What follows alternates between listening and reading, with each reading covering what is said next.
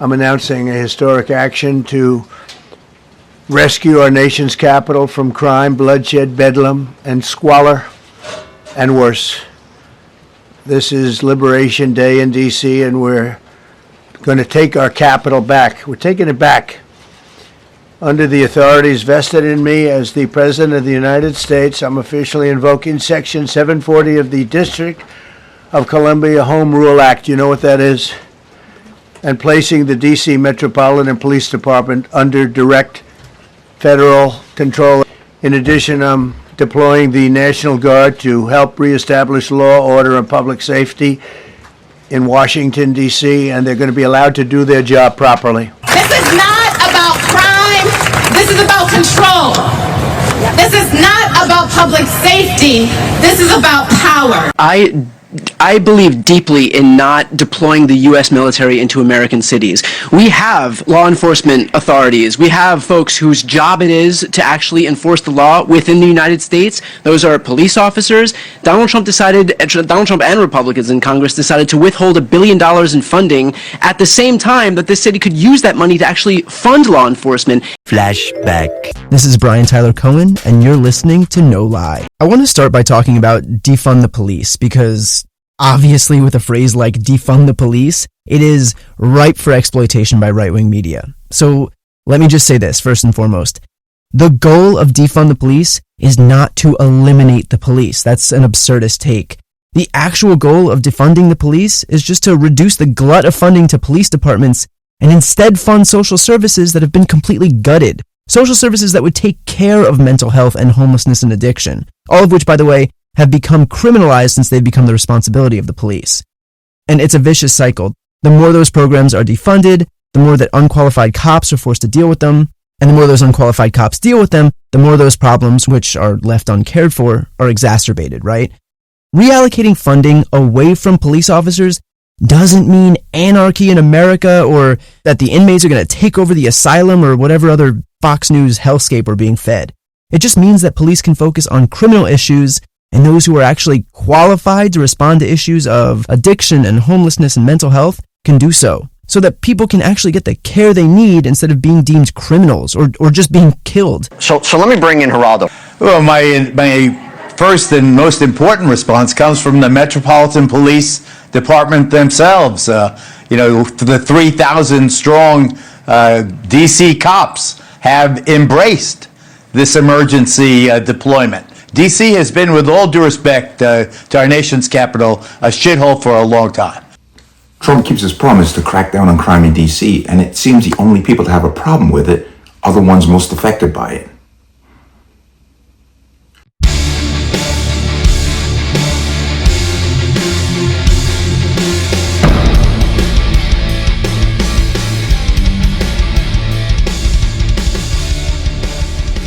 Welcome to another installment of the Connecticut Gun Bench. Today's video is brought to you by P.A.N. Firearms, LLC. P.A.N. Firearms, your NRA certification and multifaceted gun training.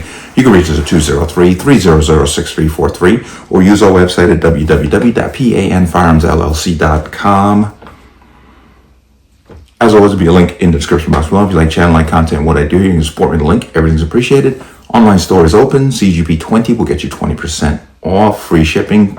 Connecticut residents, sorry about the sales tax. I have no say, but CGB20 will get you 20% off. Take advantage. Let's talk about this.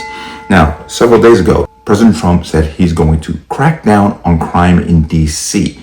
Now, from all accounts, what spurred this, beyond the fact that crime in D.C. is rampant, was the beating of one of the Doge employees known as Big Balls. He apparently stopped to help a woman and got jumped by a number of persons and got beaten severely.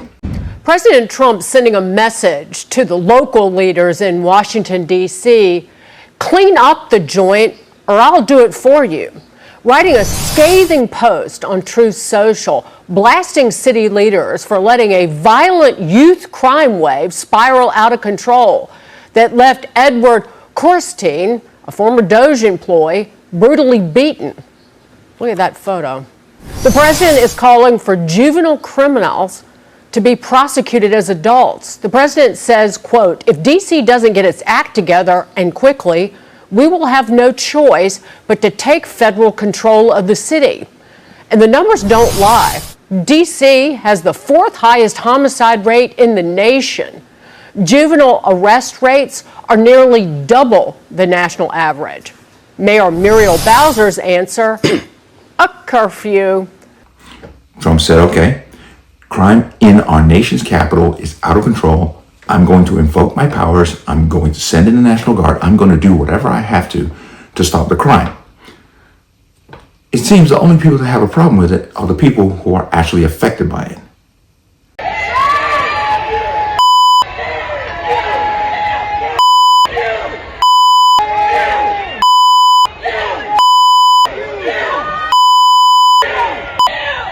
Are you proud of what you're doing? Are you proud of what you're doing? She's black, man. That's all they need. What is your name? Who can we call? Leave our neighborhood. You're not wanted. And you're putting her in cuffs? You're putting her in handcuffs? You're putting her in handcuffs for a traffic stop? Shame! Shame! Shame! Shame! What is your name? The DC cops know they could never do this, so they bring in the thugs with no ads to do it. These guys, you know you're better than these guys, right? You know you're better than these guys. No. You're standing there protecting. No, don't yell at him. It's his job. He's been told he has to serve these mother. They have quotas. All the agencies that you could work for, why are you not proud enough to say you work for a certain agency? You work for police. You work for police. It's actually what they call themselves, a naked gun. What is even more interesting and definitely troubling is watching these white liberals protesting the presence of these people. I guarantee you 10 to 1 that none of them have been a victim of crime in that city. Because if they were, they wouldn't have much to say, because the people who are actually victims of it are the ones who were supporting this move by Trump. My brother is not a number.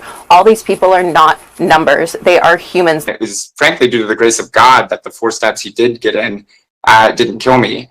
While I was sitting in the hospital recovering, I found out my attacker had just been released from prison the day prior. I go to those crime scenes. I sit with those families who the medical examiners is picking their bodies up off the ground. I deal with this. It is a problem. When you hear from city leaders and others that crime is actually down, are you seeing that? No, I'm not seeing it. We're seeing carjackings, the violence in the communities. So we were advocating then for the National Guard to come out, but they said there was no need.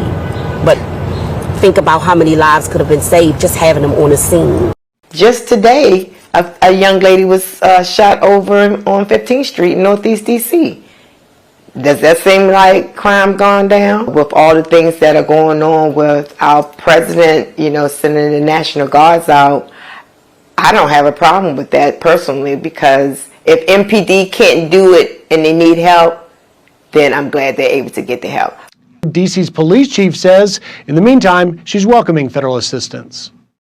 This is a great opportunity for us to build upon continuing to drive down crime with our federal law enforcement partners. What we're going to do is build upon that and working collaboratively with our U.S. Marshals, our DEA, and all of the other federal partners here to ensure that we're placing resources around our city in those areas where we've seen an impact at this increase in crime.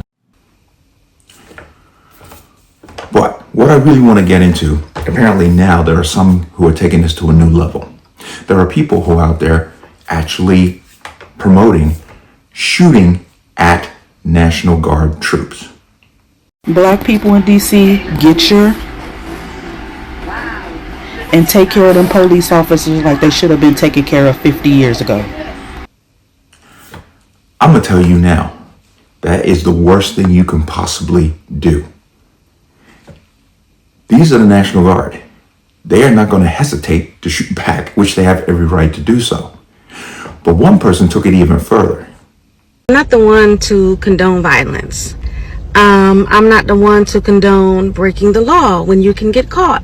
However, I do think now is not the time to be no suck ass And this is for all the people that like to break the law, that like to rob people, that like to shoot people, that like to murder people. Now is your time to resist in DC. What I'm seeing across the board is insane for me to see in my city. It's insane. I want y'all to harass the people that are harassing y'all versus regular citizens, versus the people that go to work every day, versus the people who keep the economy in our area going every day. I want y'all to run these police up out of here and terrorize them the same way y'all terrorize the citizens of your city. Understand what she's saying here. She wants the thugs, the criminals, the people who are just causing chaos and mayhem throughout the district to now use their skills against the National Guard.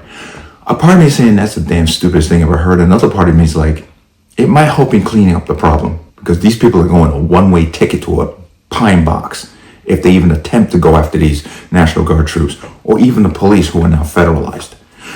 I'm telling you now, do not follow the advice of the galactically stupid.